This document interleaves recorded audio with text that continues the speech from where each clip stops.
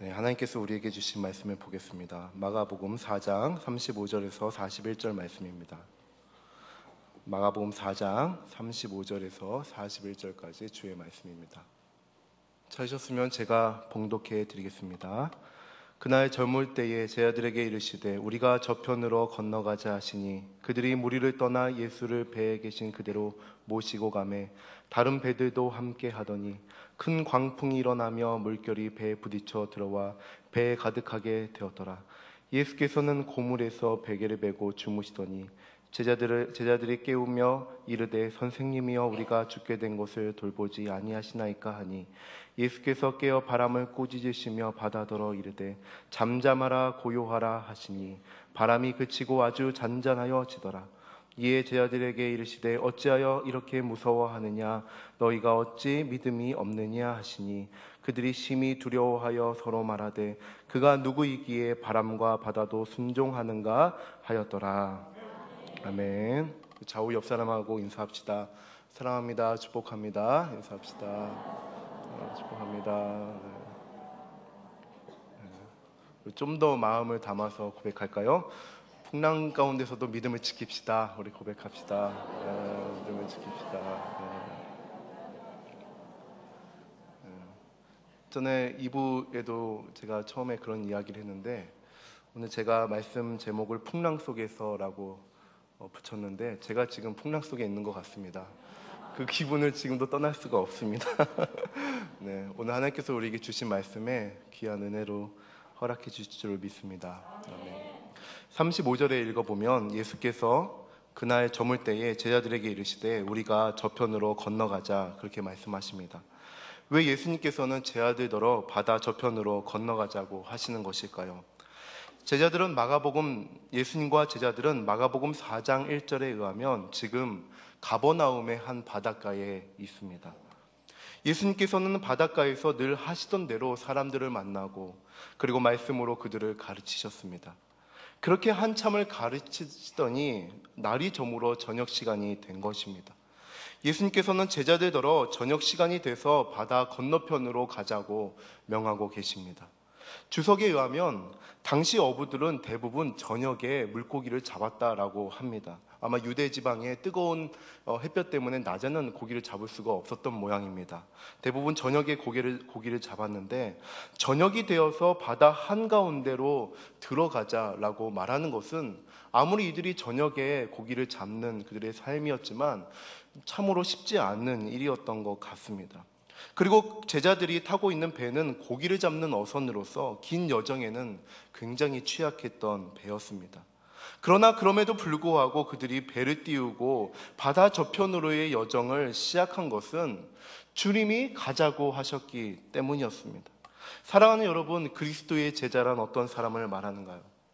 예수께서 가자 하시면 가는 사람이 바로 제자들입니다. 사랑하는 여러분, 여러분들은 어떻습니까? 주님이 가자 하시는 곳이라면 어디든지 갈 수 있겠습니까? 그렇다면 오늘 본문에서 예수님께서 가자 하시는 곳이 어디인지 우리는 궁금하지 않을 수 없습니다. 저도 말씀을 준비하면서 과연 하나님 예수님께서 어디를 가자고 제자들에게 명령하시는 것일까? 제가 손으로 이렇게 말씀을 쭉쭉쭉 내려가다 보니 한 구절에서 제 손이 멈추는 것을 경험하였습니다. 그리고 아주 그 말씀을 보자마자 제 마음이 당황스럽기까지 했습니다. 함께 마가복음 5장 1절에서 2절을 같이 한번 읽어봤으면 좋겠습니다. 마가복음 5장 1절에서 2절입니다. 시작.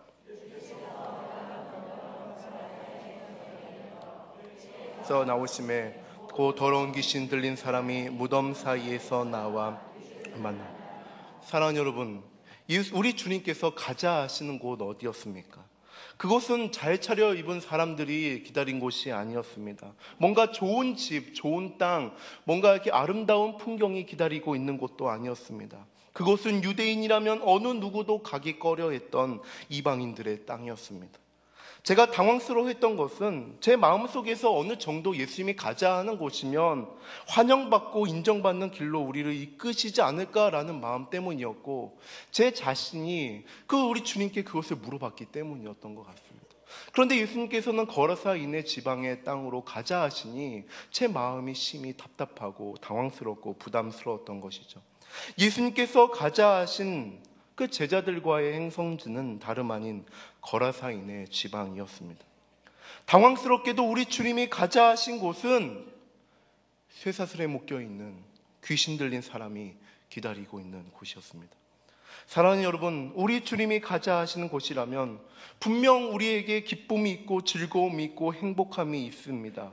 이것은 예수님이 우리와 함께 계시는 그 기쁨이고, 그리고 복음과 구원이 주는 행복함과 기쁨입니다. 우린 그 기쁨과 행복함이 있기 때문에 예수님과 동행하며 지금도 우리는 복음 전파하는 삶을 살아가고 있는 것이죠.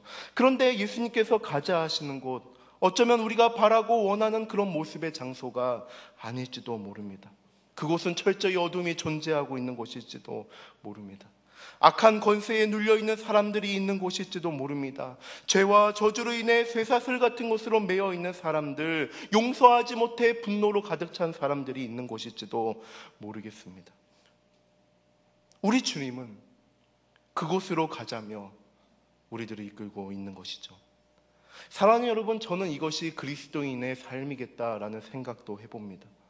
그리스도인은 어딜 가나 환영받고 존경받는 자리로 가는 사람들이 아니라 어쩌면 어두움으로 가는 사람들, 사명이 있기 때문에 눌리고 매여있는 곳으로 가는 사람들이 그리스도인이 아닐까라는 생각도 해봅니다. 그런데 왜 우리는 그리로 가야 할까요? 예수께서 그리로 가자 하셨기 때문에 가는 것입니다.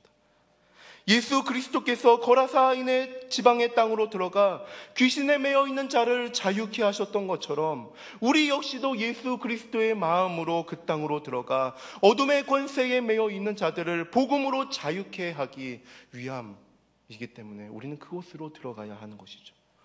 그리스도인이 복음으로 산다는 것은 무엇일까요? 황무지에 장미꽃을 피우는 삶을 사는 것을 말합니다. 광야에 길을 내고 시냇물을 내는 사람들로 산다는 것을 말합니다. 그러므로 우리는 복음 들고 황무지에 장미꽃을 피우러 황무지로 들어가야 하고, 광야에 길을 내고 시냇물을 내기 위해서 우리는 광야의 길로 들어가야 합니다. 그게 그리스도인입니다. 사랑하는 여러분, 우리 주님이 여러분들에게 가자고 하시는 그곳은 어디입니까? 어쩌면 가정일지도 모르겠다는 생각을 해봅니다. 어쩌면 캠퍼스, 그곳일지도 모르겠다는 생각이 듭니다. 어쩌면 직장과 여러분들이 들어가기 싫어하는 그 어떤 땅이라고 생각할지도 모르겠습니다. 사랑하는 여러분, 그곳이 어디든지 간에 예수 그리스도와 함께 들어가셨으면 좋겠습니다. 그래서 광야에 꽃을 피우고 사막에 샘을 내게 하는 저와 여러분 되었으면 좋겠습니다. 계속해서 36절을 같이 한번 읽어보았으면 좋겠습니다. 36절입니다. 시작. 그들이 무리를 떠나 예수를 배에 계신 그대로 모시고 가매 다른 이들도 함께 하더니, 예수님과 제자들은 바다 저편으로의 여정이 시작됩니다. 여러분이 이스라엘의 지도를 한 번 정도 본 적이 있다면 갈릴리 호수가 어떻게 생겼는지 아마 아실 것입니다. 약간 긴 타원형으로 되어 있죠. 그리고 길쭉하게 되어 있는데 예수님께서 계셨던, 지금 계시고 있는 가버나움은 약간 타원형의 위쪽 지방입니다. 그런데 예수님께서 가자고 하셨던 그 거라사 지방은 이 타원형의 맨 아래쪽 지방이었습니다. 그러니 가버나움에서 거라사로 가는 여정은 배를 타고 가기에는 조금 긴 여정이었을 것입니다. 사실 밤에 배를 타고 갈릴리로 뛰어든다는 것은 쉬운 게 아니었습니다. 그러나 그럼에도 불구하고 이들은 예수 그리스도께서 함께 하시니, 자신의 스승이 함께 하시니 따라간 것입니다. 사실 예수님께서 배에 우리와 함께 계시니 그들은 전혀 문제될 것 없다고 생각했기 때문에 기꺼이 예수님과 함께 그 긴 여정을 함께 한 것이죠. 그런데 갑자기 문제가 생기기 시작합니다. 우리 37절을 같이 한번 읽어봤으면 좋겠습니다. 시작.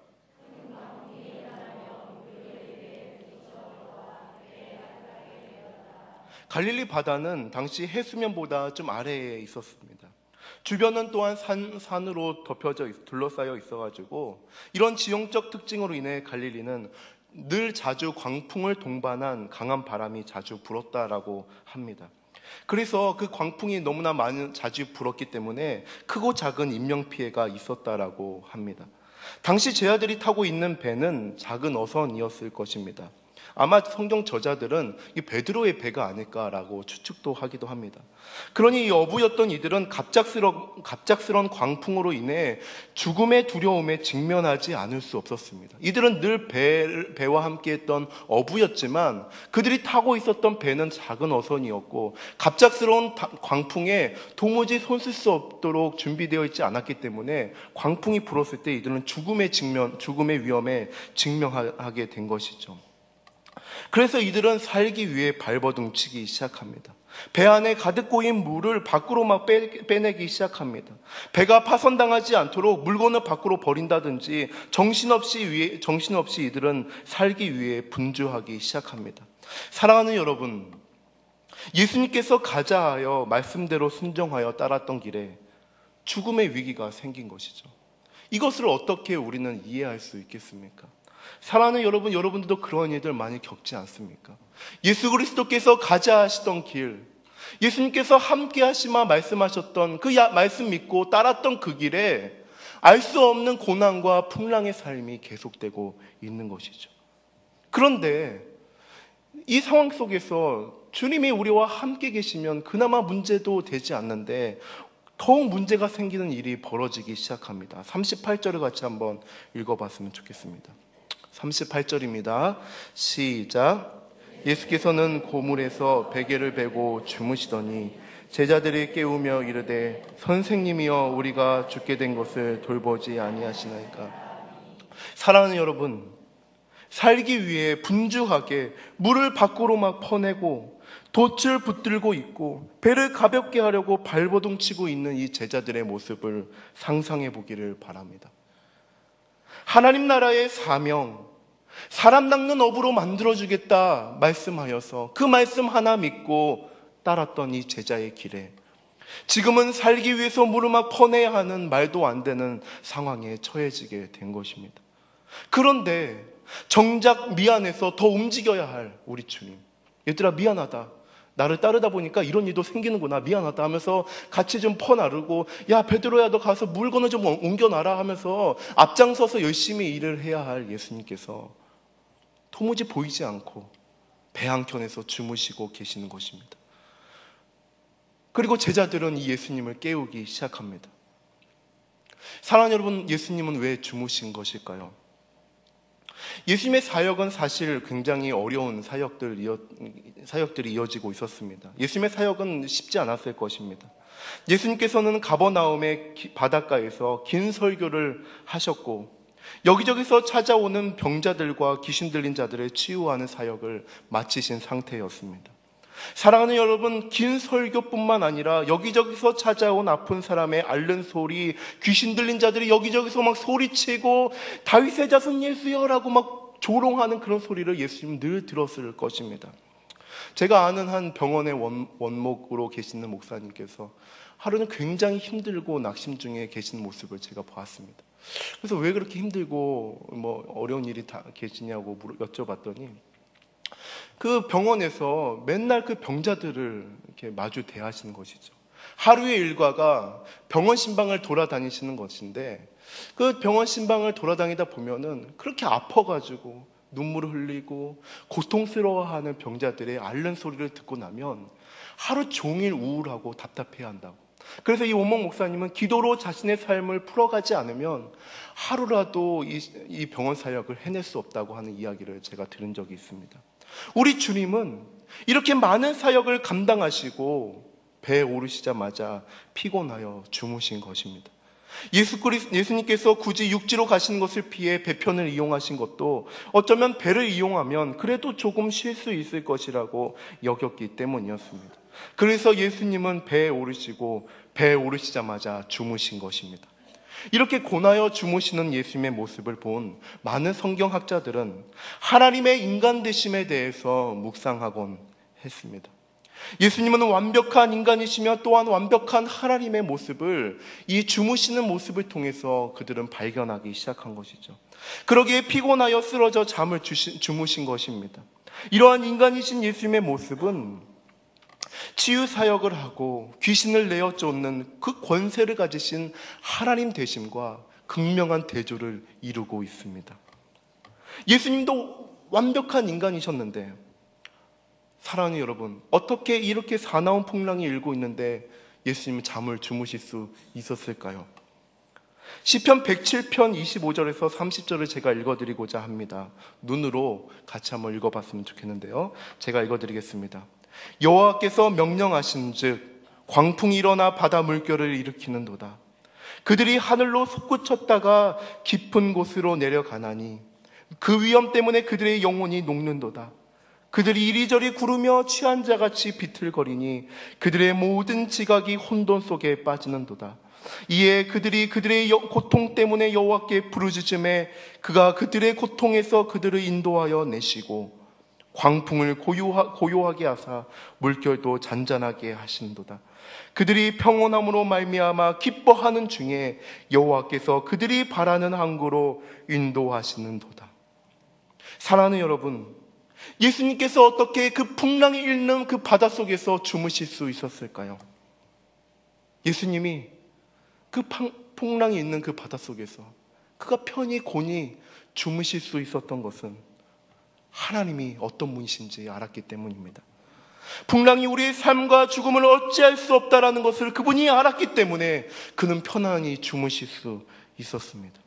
사랑하는 여러분, 우리가 풍랑 속에서 분주하지 않고 믿음으로 서 있을 수 있는 것은 하나님이 우리에게 어떤 분이신가를 기억할 때 가능합니다. 우리가 하는 모든 믿음의 삶은 풍랑이 우리를 어쩔지 못하다라는 것을 알 때 가능하고, 하나님께서 우리의 삶을 주관하여 다스리신다는 사실을 알 때에 우리는 잠잠히 믿음으로 우리의 삶을 살아갈 수 있습니다.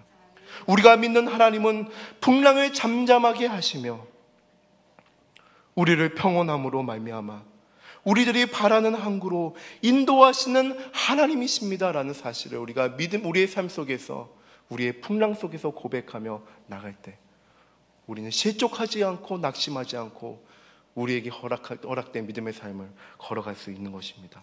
사랑하는 여러분, 우리가 믿는 하나님은 전능하신 하나님이십니다. 폭풍 속에서도 우리를 붙드시는 하나님이십니다. 사랑하는 여러분, 이런 하나님 만났으면 좋겠습니다. 여러분들이 순간순간 여러분들의 폭풍 속에서 여러분들이 아둥아둥 바둥대며 여러분들의 일상 속에서 여러분들의 힘으로 살아내기 시작할 때 폭풍 속에서 우리를 붙드시는 그 주님께서 여러분들을 붙드시고 함께 하실 것입니다. 그러니 사랑하는 여러분, 믿음 있는 주의 백성들이 되기를 주님의 이름으로 축복합니다. 우리 주님은 이렇게 바다 한가운데서 주무시고 계십니다. 이러한 상황 속에서 잠을 잘 수 있는 것도 사실 좀 재미있기도 합니다. 저는 이 말씀을 이렇게 묵상하는데, 예수님이 막 풍랑 속에서 제자들은 막 분주해서 막 왔다 갔다 하고 이리저리 힘들어하고 있는데 예수님은 막 주무시고 계시는 모습, 이 모습을 생각할 때마다 저는 재미있기도 합니다. 그런데 반면에 제자들은 풍랑 속에서 생명의 위협을 느껴 살기 위해서 이것저것 바쁘게 움직이고 있습니다. 제자들 대부분이 어부들이었기 때문에 이런 풍랑 속에서 어떻게 살아남을 수 있는가 그들은 아마 잘 알고 있었을 것입니다. 그런데 이렇게 살기 위한 분주함 속에 정작 깨어 일어나야 할 분은 주무시고 계십니다. 바다 위에서 이렇게 살기 위해 바둥거리는 모습, 사실 흡사 우리 모습과 너무나 닮아 있습니다. 사랑하는 여러분, 아까 말씀드렸지만 우리는 사명의 장소에서 부름받은 사람들입니다. 그런데 어느덧 우리 안에 분주해지고 바빠지기 시작하면서 예수께서 우리에게 허락하신 그 사명의 장소에서의 삶은 잊혀져 가기 시작합니다. 그야말로 살아남기 위해 발버둥 치는 것이죠. 그런데 문제는 그 가운데 함께 계셔야 할 우리 주님은 보이지 않는다는 것입니다. 우리가 살기 위해 애쓰고 있을 때 어디엔가 주무시고 계시는 것이죠. 그래서 우리는 어떻게든 이 폭풍과 같은 우리의 삶에서 주무시고 계시는 그 주님을 깨워보고자 굉장히 노력을 합니다. 시간을 내어서 큐티도 하고 기도도 합니다. 그렇게 해서라도 예수님을 부단히 깨우는 것이죠. 발을 동동 구르며 예수님을 깨우기 시작합니다. 주여, 어서 일어나세요. 주님, 제발 좀 일어나세요. 우리를 도와주세요. 왜 주님은 지금 주무시고 계십니까? 라고 예수님을 부단히 깨우기 시작합니다. 그런데 사랑하는 여러분, 여러분들은 왜 예수님을 깨우십니까? 여러분들은 왜 예수님을 깨우십니까? 그렇게 하지 않으면 우리가 죽을 것 같기 때문이죠. 풍랑 속에서 힘들어 죽을 것 같으니까 도와달라고 부단히 예수님을 깨웁니다. 오늘 제자들 역시 예수님을 흔들어 깨웁니다. 그들은 살기 위해서 예수님을 깨웠습니다. 선생님, 우리가 죽게 된 것을 돌아보지 않으십니까? 살기 위해서 제자들은 예수님을 흔들어 깨웁니다. 이것은 두려움이라면 두려움일지 모르겠습니다. 죽기 싫은 것이죠. 어쩌면 예수님을 향해 던지는 비난이고 불평이고 원망일지도 모르겠습니다. 예수님께서 분명히 가자고 하셨는데, 그래서 여기까지 왔는데 왜 주님은 거기서 잠만 주무시고 계십니까? 이리 와서 좀 도와주세요 라고 하는 것이죠. 전에 제가 사역했던 교회에서는 청년들을 매년 상하반기 6명 정도 모집을 해서 금, 토요일 하루를 들여 수도원에 데리고 들어가서 말씀으로 그들을 기도하고 침묵 기도하는 훈련을 가진 적이 있습니다. 몇 개의 그 본문 말씀을 던져주고 그 말씀을 가지고 각자의 기도실로 들어가 침묵으로 기도하는 것이죠. 청년들이 이 훈련을 굉장히 좋아했습니다. 여러분, 이렇게 기도하러 이렇게 들여보내는 거 청년들이 별로 안 좋아할 것 같다라는 생각을 해볼지도 모르겠지만, 사실 저도 그랬습니다. 청년들이 얼마나 이 기도 훈련에 동참할까라는 생각을 해봤는데 굉장히 인기가 많았고, 심지어 금쪽과 같은 월차도 내고 반차도 내고 기도 모임에 참여했습니다. 이들이 이렇게 이 훈련에 되게 좋아했던 이유는 바쁜 일상 속에서, 바쁜 그 캠퍼스의 삶 속에서 그것을 잠깐 뒤로 하고 예수님께서 나의 삶 속에 무엇을 말씀하시는지 조용히 침묵으로 들어갔기 때문입니다. 모여서 무엇을 했냐면 동일한 복음서의 말씀을 함께 읽고 약 90분여 각자의 기도실로 들어가 침묵으로 기도하도록 하는 훈련이었습니다. 침묵으로 기도하되 최대한 그 거룩한 상상력을 동원해서 본문 속에 계신 그 예수님을 만나도록 하는 훈련이었습니다. 그리고 기도 후에는 반드시 교육자와 영적 지도를 받도록 하였습니다. 저도 이제 같이 그 청년들을 데리고 들어가서 기도하고 나서 영적 지도를 위해서 한 자매를 만났습니다. 이 자매는 풍랑 가운데 계신 예수님을 깊이 묵상한 이야기를 제게 해주었습니다. 자신의 삶이 풍랑과 같다고 제게 먼저 이야기해 주었습니다. 자신의 삶에서 그 풍랑 가운데 살아보려고 바둥거리면서 제자들과 같이 막 물을 퍼내고 있고 아주 열심히 그렇게 일하고 있는데 주위를 둘러보니 정작 나와 함께 계셔야 할 그 주님이 보이지 않는다라는 것이죠. 그래서 한번 찾아봤다라는 거죠. 예수님 과연 어디 계시냐. 그런데 배 한켠에 그분이 주무시고 계시더라는 겁니다. 그 자매는 그 주무시는 예수님을 보면서 어쩌면 저러실 수 있을까 충격을 받았다고 제게 이야기해 주었습니다. 예수님은 적어도 내 삶에서 함께 일해 주셔야 하는 거 아니냐고. 내가 이렇게 힘들고 바쁜 중에 있는데 주님은 적어도 나와 함께 해 주셔야 하는 거 아니냐고. 이 자매는 울분과 함께 화를 내기 시작했습니다. 사랑하는 여러분, 이 청년의 마음이 이해가 되십니까? 이 청년의 그 마음이 이해가 되십니까? 그래서 우리도 이와 같은 마음으로 자고 있는 그 예수님을 막 흔들어 깨우기 시작합니다. 주님 일어나세요. 주님 일어나세요. 일어나서 저 좀 도와주세요. 사랑하는 여러분, 주무시는 예수님 흔들어 깨우는 거 필요합니다. 제자들도 예수님을 열심히 깨웠습니다. 그런데 그들은 예수님께서 전능하시고 풍랑과 바다를 잔잔하게 하실 그 하나님으로 인식하고 깨운 것이 아니라 그저 잠만 주무시지 말고 뭔가 살기 위해서 좀 도와주세요 라는 마음에서 예수님을 깨운 것이었습니다. 다시 말해서 살아남기 위해 발버둥 쳐달라는 것이죠. 같이 좀 발버둥 쳐달라는 것이죠. 선생님이여, 우리가 죽게 된 것을 왜 돌아보지 아니하시나이까? 그분은 그렇게 제자들은 예수님께 그렇게 매달리고 있는 것입니다. 사랑하는 여러분, 그래도 제자들이 예수님을 흔들어 깨웠기 때문에 풍랑과 폭풍을 잠재운 거 아니냐고 생각할지 모르겠습니다. 그래서 오늘 우리는 이 본문 말씀을 묵상할 때마다 우리의 삶 속에서 자고 계신 그 예수님을 깨우자, 우리의 삶 속에서 부단히 자고 계시는 예수님을 깨우자라고 적용하며 결론 내릴지도 모르겠습니다. 그런데 사랑하는 여러분, 우리 주님은 오히려 자신을 그렇게 흔들어 깨운 제자들을 향해 이렇게 말씀하고 계십니다. 40절에 보니 어찌하여 이렇게 무서워하느냐? 너희가 어찌하여 이렇게 믿음이 없느냐? 뭔가 좀 이상하죠. 흔들어 깨우는 것이 우리의 믿음의 본질이고 그것이 우리가 해야 될 일이라면 해야 하는데, 우리가 그렇게 했는데, 제자들이 그렇게 했는데 우리 주님은 믿음이 없다라고 오히려 그들에게 훈계를 내리신 것입니다. 사랑하는 여러분, 오늘 예수님을 흔들어 깨운 제자들의 모습은 예수님께서 우리의 모든 문제의 해결자이심을 믿는 믿음으로 깨운 것이 아니라는 것을 우리는 이 말씀을 통해서 알 수 있습니다. 그러니 믿음이 어디 있냐고 예수님은 그들에게 말씀하신 것이죠. 이들은 예수님께서 지금의 상황 속에서 자신들과 뭔가 살아남기 위한 어떤 행동을 하기를 원하셨기 때문에 주무시고 계신 예수님을 흔들어 깨운 겁니다. 모든 인간적인 방법을 총동원해서 주님 이 상황을 조금만이라도 면할 수 있도록 주님 우리와 같이 좀 힘써 주시고 애써 주십시오라고 그분을 초청한 것이죠. 이들이 바라고 원했던 예수님의 행동은 이 갑작스러운 상황 속에서 그저 살아남게 해달라는 것이었습니다. 배에 물이 고이니까 물이 고이지 않도록 함께 같이 물을 좀 퍼내달라고 하는 것이죠. 이런 상황 속에서 함께 손잡아주고 야 우리 같이 한번 해보자, 이 상황을 함께 면해보자라고 하는 그 선생님으로서의 예수님을 이들은 요구하기 시작한 것입니다. 그저 손잡아주고 함께 해주고 위로해주고 격려를 원하는 그런 외침이었던 것입니다. 그것을 위해 제자들은 예수님을 흔들어 깨웁니다. 그 이상도 그 이하도 아니었습니다. 폭풍 한가운데서 길 잃지 않도록 도와달라는 정말 선생님으로서의 그 정도 도움이었던 것이죠.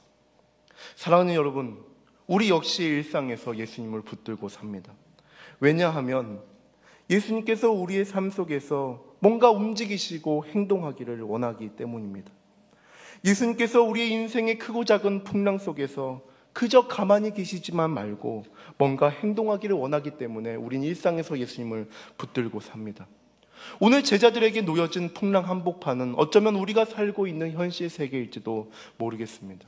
우리 역시도 풍랑 한복판에서 부단히 예배하며 말씀을 보고 기도하며 예수님을 깨우고 예수님께 도와달라고 부르짖지만 우리는 어느덧 우리에게 당면한 현실의 문제에만 급급하여서 인간적인 문제를 인간적인 것을 총동원하여 그 문제 해결받기를 원하고 있습니다. 그저 급한 문제가 빨리 지나갔으면 하는 그 정도를 우리는 원하고 있습니다. 시험 볼 때 어떻게 해서든지 그 공부한 데서만 나오기를 바라는 그 정도만 우리는 주님께 매달리고 있습니다. 우리의 자녀들을 입시의 경쟁 속에서 대학에 합격시켜 주시고 폭풍과 같은 이 취업의 경쟁 속에서 합격시켜 주옵소서, 우리는 그 정도만 바라고 있습니다. 물질이 필요합니다. 주님, 우리가 돈을 많이 벌게 해주시고 정말 좋은 집 살 수 있도록 도와주시옵소서.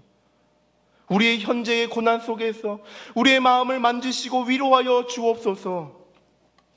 이 수준이 우리가 바라는 예수님의 행동일지도 모르겠습니다.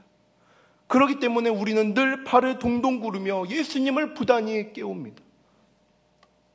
그래서 우리는 부단히 그런 예수님을 찾아다니기까지 합니다. 예수님은 그 정도 행동은 해주셔야 한다고 생각했기 때문이죠. 그래서 우리는 부단히 예수님을 흔들어 깨웁니다. 인간적인 방법을 총동원해서 예수님을 부단히 흔들어 깨웁니다. 그리고 그것조차 이루어지지 않으면 우리는 깊이 낙심에 빠지기도 합니다. 신앙의 실족이 찾아와서 어느덧 우리는 그리스도인이 아닌 것처럼 살아가기도 합니다. 예수님께서 우리의 바람대로, 우리의 생각대로 움직이시지 않기 때문에 우리는 분노하고 원망하며 점점 예수 그리스도로부터 멀어지는 사람들이 됩니다. 우리는 예수님을 하나님으로 인정하기보다 급한 우리의 문제를 해결해 주실 해결자로 인정하고 있기 때문입니다. 사랑하는 여러분, 여러분이 믿고 의지하는 예수님은 어떤 분이십니까? 여러분들이 그토록 바라고 원하는 그 예수님은 과연 어떤 분이십니까? 물론 예수께서 막 깨어나셔서 풍랑 속에서 제자들과 함께 그 제자들이 원하는 대로 밧줄을 잡아주시고 물을 빼내주시고 물건을 같이 버려주시고 하면서 같이 뭔가 함께하는 그 예수님의 모습도 우리에게 분명히 의미가 있고 참 좋은 분이시죠. 그러나 그것은 철저히 우리가 처한 상황과 본질적인 문제를 절대로 해결해 주지는 못합니다. 제자들이 예수님을 깨운 것은 철저히 그들이 살고자 하는 두려움 때문이었지 예수님을 향한 믿음 때문이 아니었습니다. 사랑하는 여러분, 여러분들은 예수님을 어떤 분으로 인정하십니까? 사랑하는 여러분, 그분은 하나님이십니다. 우리의 생각과 우리의 방식을 뛰어넘어 역사하시는 전능하신 하나님이십니다. 만물이 그로 말미암았고 예수님 없이는 단 한 순간도 우리가 존재할 수도 없었습니다. 예수님은 하나님이시요 창조주이십니다. 자, 그렇다면 사랑하는 여러분, 폭풍의 위기가 올 때 우리는 어떻게 해야 할까요? 저는 사역자로서 풍랑에 빠진 듯한 어려움을 호소하는 이들을 신방할 때가 종종 있습니다. 그들은 어떻게 해서든지 살 길을 찾아 빠져나갈 방법을 찾기 위해서 예수님을 깨우려고 하나같이 노력합니다. 그 모습을 볼 때마다 사역자로서 함께 울어주기도 하고 가슴 아파하기도 합니다. 그리고 대부분은 자신의 그 급한 수준에서 예수님께서 행동해 주시기를 간절히 바라고 있습니다. 문제는 풍랑인데 이들은 이 풍랑에서 배가 조금 더 유지되기를 원하는 그 정도의 수준에서 이들은 하나님께 기도하고 간절히 원하는 것을 보게 됩니다. 그런데 그 순간마다 제가 그들에게 도와줄 수도 없고 드릴 말씀도 없고 도움될 만한 것이 아무것도 없다라는 것을 깊이 느낄 때가 더 많이 있습니다. 한 청년이 제게 찾아와서 자신의 그 쉽지 않은 가정에서의 삶과 직장 내의 어려움을 호소하며 자신은 풍랑 한복판에 있는 것 같다고 하는 이야기를 제게 해준 적이 있습니다. 사랑하는 여러분, 정말 좋은 사역자고 좋은 청년 리더는 이 풍랑에서 빨리 벗어나는 법을 알려줘야 정말 좋은 사역자입니다. 그런 청년 사역자를 오늘날의 청년들은 원하는 것 같다는 생각도 많이 해볼 때가 있습니다. 그런데 저는 그렇게 이야기해 주기 참 어려웠습니다. 저는 그 청년에게 이렇게 이야기해 줬습니다. 우리 빨리 벗어나려고 하지 말자. 인생의 풍랑, 인생의 광야에서 어떻게든 벗어나려고 발버둥 치지 말자. 애쓰지 말자. 그리고 그저 잠잠히 믿음으로 그 풍랑과 파도를 충분히 느껴보자. 그렇게 이야기해 줬습니다. 그리고 네가 겪고 있는 그 풍랑 한복판에서 너와 함께 계신 그 예수님을 찾아라. 이야기해 줬습니다. 사랑하는 여러분, 우리는 광야 가운데, 폭풍 가운데 빠져 있는 것을 느끼게 되면 어떻게 해서든지 우리는 우리의 힘으로 그것을 벗어나려고 그 풍랑의 한복판에서 빠져나가 보고자 열심히 노력하고 인간적인 방법을 총동원합니다. 그런데 사랑하는 여러분, 그렇게 해서 우리가 빠져나가기 시작하면 광야에 계신, 폭풍 속에 계신 예수님을 절대로 만날 수 없습니다. 폭풍 속에서 길을 내시는 그 하나님을 만나려면 폭풍 속에서 부단히 견뎌 예수 그리스도를 그 가운데서 만나야 합니다. 광야 속에서 꽃을 피우고 길을 내고 샘물을 내려면 그 광야 속에서 버텨서 그 가운데서 살아계신 예수님을 만나야 광야에서 샘을 내는 사람이 될 수 있고 꽃을 피우는 사람들이 될 수 있습니다. 그리고 그때 우리 생각을 뛰어넘어 역사하시는 전능하신 하나님을 우리는 그때서야 만날 수 있습니다. 폭풍 너머에 계시고 골리앗 뒤에 계시며 우리가 처한 그 모든 상황 너머에 계신, 우리를 끊임없이 바라보고 계시며 우리를 나몰라라 하지 아니하시는 그 하나님을 우리의 삶 속에서 만날 수 있습니다. 믿음은 그런 것입니다. 믿음은 우리의 풍랑 한복판에 계시는 생명의 근원이시며 창조주이신 하나님을 만나는 것입니다. 그 하나님께서 저와 여러분들 안에 있는 모든 문제의 근원을 해결하실 것입니다. 이것이 바로 황무지에 장미꽃 피게 하며 광야에 길을 내고 시냇물이 흐르게 하는 믿음의 삶인 것입니다. 사랑하는 여러분, 우리가 믿음의 삶을 산다는 것은 폭풍 속에서 살기 위해 발버둥 치거나 두려워하지 않고 또는 다시 하나님을 우리의 수준에서 행동을 요구하지 않는 것을 말합니다. 폭풍과 바람을 잠잠하게 하실 그 전능하신 하나님을 만나기 위해 폭풍 속에서 잠잠히 기다리며 그 하나님이 내게 손을 뻗어내실 때 그 손을 붙잡고 일어나는 것이, 그것이 바로 믿음의 삶인 것입니다. 바라기는 사랑하는 여러분, 그 하나님 만났으면 좋겠습니다. 그리고 그 하나님 만났으면 폭풍 속에 두려워하고 불안해하는 이들에게, 우리 공동체의 사람들에게, 우리의 세론들에게, 내 이웃들에게 두려워하지 말라고, 하나님이 너와 함께 계시다고, 발버둥 치지 말고 우리에게 뻗어내시는 그분의 손을 붙잡자고, 우린 그들에게 도움을 줄 수 있을 것입니다. 그것이 광야의 길을 내고 사막에 꽃이 피게 하는 하나님 나라의 삶입니다. 사랑하는 주사랑교회 성도 여러분, 우리 그 믿음의 삶을 같이 걸어갔으면 좋겠습니다. 폭풍 속에서 우리를 붙드시는 그 하나님을 경험했으면 좋겠습니다.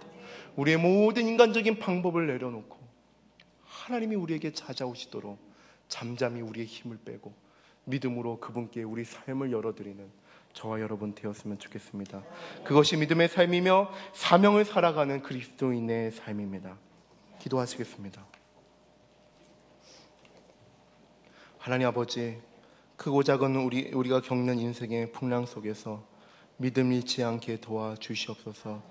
우리의 인간적인 방법을 총동원하여 예수님께 오려고 하지 않고 단지 잠잠하게 살아계신 하나님, 살아서 역사하시는 그 전능하신 하나님을 만나도록 우리의 마음을 열어드리고 우리의 모든 인간적인 방법을 내려놓고 주님을 기다리는 우리 주사랑교회 성도들과 공동체 될 수 있도록 도와주시옵소서. 그래서 광야에 또한 사막에 꽃을 피우게 하고 샘물나게 하는 그리스도인의 삶을 살아갈 수 있도록 도와주옵소서.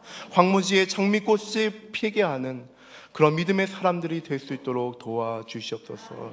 주여, 우리들이 처한 이 풍랑 속에서 역사하시는 하나님을 만날 때 날마다 우리가 그분 살아계시다고 우리의 삶, 우리의 이웃들에게 전해주고 우리의 공동체의 사람들에게 전해주는 믿음의 우리 공동체 될 수 있도록 도와주시옵소서. 감사드리며 예수님의 이름으로 기도드리옵나이다. 아멘. 아버지 하나님, 우리의 삶에 풍랑이 일었다 할지라도 풍랑 한가운데 처하여 우리를 당황하게 한다 할지라도 우리 하나님 앞에서 믿음 없는 자로 나타나지 않게 하옵소서. 오히려 풍랑 가운데서 더욱더 주님을 깊이 만나게 하소서. 풍랑을 잠잠케 하실 능력 있는 하나님이 나와 함께 하심을 믿게 하여 주셔서 무서워하고 두려워하는 자로만 남지 않게 하여 주옵소서. 거룩하신 아버지여, 주님께서 우리에게 주신 은혜를 생각하면 우리가 무엇으로 갚아 보답하겠습니까? 주님, 주의 은혜에 우리의 생명을 드린다 할지라도 다 보답할 수 없겠사오나 주님께서 주신 은혜를 생각하며 우리가 흘린 땀으로 얻은 열매, 하나님께서 허락하여서 갖게 된 그 열매 중에 우리가 거룩하게 구별하여 하나님 앞에 올려드리오니 아버지여, 비록 적은 것이지만, 비록 누추한 것이지만, 때로는 우리의 정성과 사랑이 온전히 담겨 있지 못한 부족함도 있지만 아버지 받아주시옵소서. 주의 사랑하는 성도들이 정직과 성실함으로 드린 것 받아주옵소서. 아버지 하나님, 어렵고 힘든 가운데 드린 것 받아주시옵소서. 힘을 다하여 드린 것 받아주시옵소서. 우리의 허물 중에라도 드린 것 주의 보혈로 씻으시고 받아주시옵소서. 사랑하시는 하나님, 우리 성도들이 오직 하나님께로만 받기로 결심하게 하시며 불의의 재물에 마음 두지 않게 하여 주옵소서. 우리 성도들에게 건강의 복을 주옵소서. 마음의 평강을 주옵소서. 부부사랑 돈독하게 하여 주옵소서. 우리들의 자녀가 우리들보다도 오히려 더 큰 믿음의 사람이 되게 하여 주옵소서. 이제는 우리 주 예수 그리스도의 크신 은혜와 하나님 아버지의 한없는 사랑과 성령의 교통하심과 충만케 하심이 풍랑한 복판에서도 믿음으로 살겠습니다 결단하는 사랑하는 모든 성도들 위해 이제로부터 영원토록 함께 하시기를 간절히 축원하옵나이다. 아멘.